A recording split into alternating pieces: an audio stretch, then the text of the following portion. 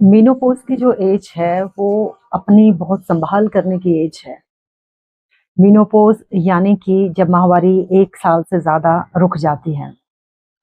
तो ये वाला वक़्त इससे 2-3 साल पहले का वक़्त और उसके बाद का वक़्त, इस वक़्त में बहुत ज़रूरी है कि महिलाएँ अपनी ज़्यादा संभाल करें। कुछ डिस्टर्बिंग सिम्पटम्स इस दौरान में महिलाएँ महसूस करती हैं, तो अपने सिम्पटम्स के लिए अवेयर हों और ये समझें कि इन सब का इलाज संभव है। तो आज हम बात करते हैं कि इस वाले एज ग्रुप में जब आप आते हैं, उस वक़्त में क्या टेस्ट है, क्या बेसिक टेस्ट आपको करवा लेने चाहिए? अपना वेट, अपनी हाइट और उससे बीएमआई कैलकुलेशन, पहले भी हमने बात की थी किस तरह से बीएमआई कैलकुलेट किया जा सकता है। तो आपको आइडिया होना चाहिए आपका बीएमआई क्या है, आपका ब्लड प्रेशर कितना है और कुछ पर्टिकुलर डॉक्टर्स को आपको विज़िट कर लेना चाहिए।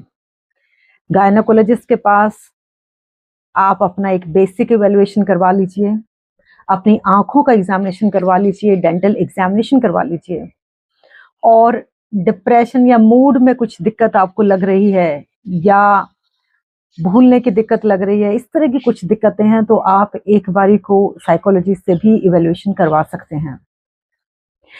सर्जन या गायनेकोलॉजिस्ट ब्रेस्ट, थायरॉइड एग्ज़ामिनेशन कर सकते हैं, पेल्विक एग्ज़ामिनेशन के लिए फिर से गायनेकोलॉजिस्ट की ज़रूरत रहेगी और हमने बात किया कि ऑप्थेल्मोलॉजिस्ट आई के एग्ज़ामिनेशन के लिए, डेंटिस्ट डेंटल एग्ज़ामिनेशन और साइकोलॉजिस्ट आपकी बेसिक मूड इवैल्यूएशन कर सकते हैं।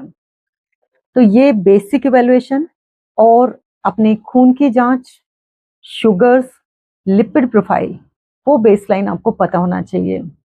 मैमोग्राम और पैप स्मीयर ये भी आपके बेसिक टेस्ट में आते हैं, तो ये भी आपकी टेस्टिंग ज़रूरी है, इसको आपको समय पे करवा लेना चाहिए।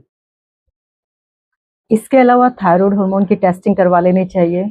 एक बेसलाइन पैप स्मीयर और टीवीएस पेल्विस यानी कि अल्ट्रासाउंड पेल्विस का, वो एक हो जाना चाहिए। बेसलाइन टेस्टिंग है, मेनोपॉज़ल एज ग्रुप की फीमेल्स को ये बेसलाइन टेस्टिंग करवा लेनी चाहिए, ताकि आप खुद के लिए ज़्यादा अवेयर रहें, अपना बेसलाइन आपको पता हो और उसमें क्या कुछ चेंजेज़ आते हैं उसके बारे में आपको पता रहे।